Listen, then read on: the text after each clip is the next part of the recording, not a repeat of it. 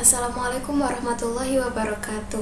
Perkenalkan, nama saya Reka Ayu Fernanda dengan NIM 226121095.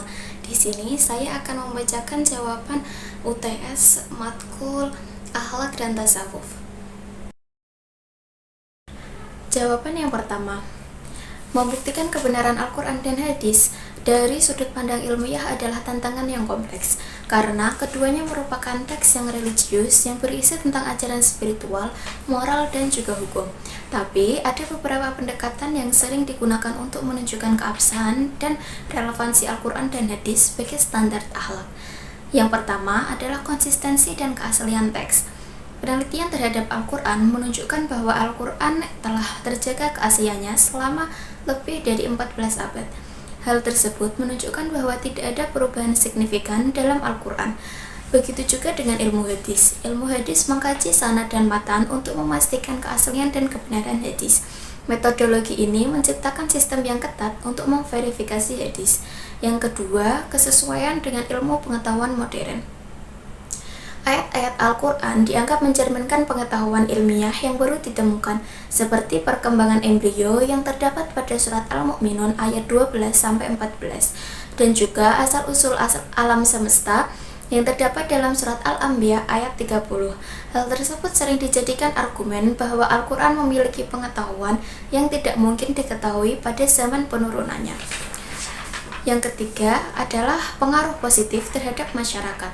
Penelitian menunjukkan bahwa masyarakat yang menerapkan nilai-nilai Islam cenderung memiliki tingkat kejahatan yang lebih rendah dan tingkat kepuasan hidup yang lebih tinggi. Hal tersebut dapat dikaitkan sebagai bukti bahwa akhlak yang diajarkan dalam Al-Quran dan Hadis memiliki dampak yang positif. Yang kelima adalah pengalaman pribadi dan spiritual. Banyak orang yang melaporkan pengalaman pribadi secara mendalam saat menerapkan ajaran Al-Quran dan Hadis dalam kehidupan mereka, merasakan perubahan positif dalam diri mereka sehingga hubungan dengan orang lain juga baik. Kesimpulan dari jawaban nomor 1 ini adalah, meskipun tidak ada bukti ilmiah dalam arti konvensional untuk kebenaran spiritual dari Al-Quran dan Hadis, pendekatan-pendekatan yang telah saya sebutkan di atas mampu menunjukkan relevansi dan keabsahan Al-Quran dan Hadis sebagai standar akhlak. Keseimbangan antara pemahaman ilmiah dan spiritualitas adalah kunci untuk memahami peran Al-Quran dan Hadis dalam kehidupan umat Islam. Selanjutnya adalah jawaban nomor 2. Yang pertama ada aliran nativisme. Aliran ini berpendapat bahwa akhlak manusia ditentukan sejak lahir. Menurut aliran ini, sifat-sifat moral dan karakter seseorang sudah tertanam secara bawaan melalui faktor genetik. Yang kedua adalah aliran empirisme. Aliran ini meyakini bahwa manusia lahir seperti kertas putih, di mana semua aspek kepribadiannya termasuk akhlak dibentuk sepenuhnya oleh lingkungan dan pengalaman hidupnya. Yang ketiga ada aliran konvergensi. Aliran ini menggabungkan kedua pandangan sebelumnya, yaitu bahwa pembentukan akhlak merupakan hasil interaksi antara faktor bawaan dan juga lingkungan. Yang keempat ada aliran naturalisme. Aliran ini berpendapat bahwa perkembangan akhlak manusia mengikuti hukum-hukum alam dan pada dasarnya manusia itu baik.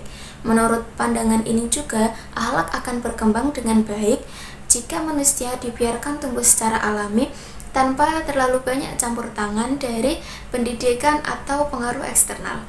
Secara singkatnya, pandangan Islam terhadap aliran-aliran tersebut cenderung mengedepankan keseimbangan antara akal, wahyu, dan juga pengalaman. Aliran-aliran yang sejalan dengan prinsip-prinsip dasar ajaran Islam akan diterima, sementara yang bertentangan dengan keyakinan fundamental akan ditolak. Selanjutnya adalah jawaban nomor 3. Bentuk-bentuk berakhlak kepada Allah SWT dapat dilakukan dengan berbagai cara. Yang pertama ada takwa. Takwa adalah menjaga diri dari siksaan Allah dengan mengikuti segala perintahnya dan menjauhi larangannya. Orang yang bertakwa adalah mereka yang memiliki rasa takut kepada Allah berdasarkan kesadaran, dan juga melaksanakan perintahnya serta menjauhi larangannya dan khawatir terjerumus dalam dosa. Yang kedua, ikhlas. Ikhlas berarti berbuat tanpa pamrih hanya dengan tujuan untuk mendapatkan ridho dari Allah SWT. Yang ketiga ada tawakal.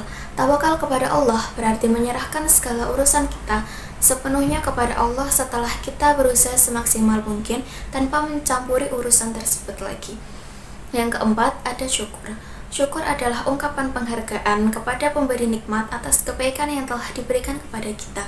Yang kelima adalah muraqabah. Muraqabah merupakan usaha seseorang hamba dalam menjaga diri dari segala larangannya dan berusaha untuk selalu taat terhadap perintahnya. Yang keenam ada muhasabah. Muhasabah merupakan upaya seorang hamba untuk menghitung sendiri dan menilai berapa banyak dosa yang telah dilakukan dan berapa banyak kebaikan yang belum mereka lakukan. Selanjutnya nomor 4. Jawaban dari nomor 4 adalah pernyataan bahwa Rasulullah SAW diutus untuk menyempurnakan akhlak yang mulia bukan berarti bahwa ilmu itu tidak penting, tapi akhlak dan ilmu memiliki peran yang saling melengkapi dalam kehidupan umat Islam.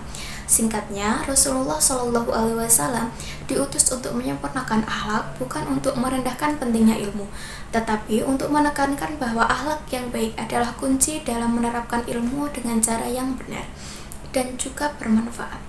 Keduanya saling melengkapi dalam membentuk individu dan masyarakat yang ideal menurut ajaran Islam. Selanjutnya, jawaban nomor 5.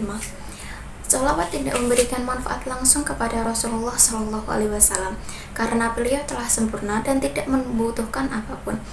Lalu, mengapa kita dianjurkan untuk bersolawat?